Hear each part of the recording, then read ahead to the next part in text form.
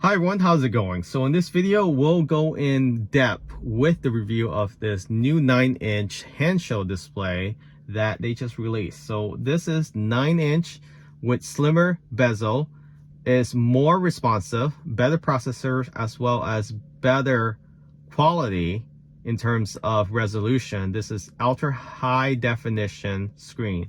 It almost as clear as the Tesla display itself. If anything, it's even clearer when I look at this icon of the vehicle versus Tesla version. Almost identical. And you have that same gloss. So the manufacturer of this display was trying to match or mimic everything that the Tesla display, just to make it look like it's OEM. And this display works with Apple CarPlay as well as Android Auto. So you have Apple CarPlay or Android Auto, and then you enjoy using those functions. Now you can in your Tesla vehicle without hardwiring a USB cord to this display. So this does work wirelessly. You don't have to connect your phone through a wire for this display to work. It also uses your phone for GPS, so you can navigate through Google Maps, Apple Maps, for example, and you can listen to music with Pandora, Amazon Music, and any other app that is compatible with Google or Apple. So something to consider if you like those features. But many might not care, and you probably just want a front instrumental cluster. So then you just swipe down on your scroll wheel, and now you have your speed in digital or in this old-fashioned cluster. On the right, since this is not a ICE vehicle, you don't have RPM. You have charge, regenerative braking, that is, and you have power. So depending on how your drive habit, you can see how much efficiency you're applying to your vehicle based on your driving habit.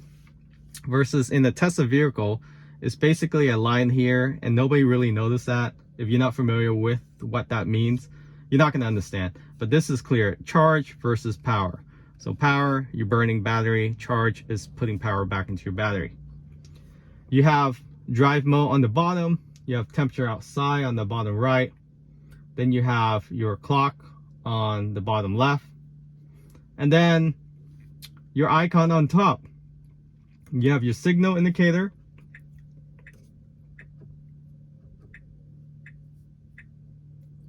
You have your high beam. You have your hazard light, seat belt indicator, your whole feature, and your fog lights. You also have your trip odometer, as well as your vehicle odometer, miles you have left before you need to charge or you run out of juice, and percentage. So it's nice that they have both percentage and range you have left. And then you want to go back to Apple CarPlay or Android Auto, just swipe down on your scroll wheel. Now you're back to Apple CarPlay. Some of the apps I have on here: Waze, great for finding speed trap or accident up ahead. WhatsApp, Zoom. One good thing about Waze is if you don't have premium connectivity and you don't want to pay $10, $12 for that per month, you can always use Waze. It gives you real-time traffic as well as potential speed traps, so you can avoid having to buy a radar detector. That alone will pay for this display itself. So radar detector ranges between $300 to $500. And then if you're paying Tesla $100 per year, in 5 years, this thing itself will pay for itself. Plus, you also have Google Maps. You can use Earth View. So that's one thing that comes with a premium connectivity. Now you can use your iPhone as a hotspot for this device. So it sync up and you can actually watch movies on here, and you can mimic what is being displayed on your phone on here, such as YouTube and so forth. You have Teams, Pandora, so free music. Then you have Amazon Music. If you have Prime account, you can always tap into that. So you really don't need streaming. You have multiple streaming icons here and application. Electrify America, charge point, location. You can go into your settings, your calendar.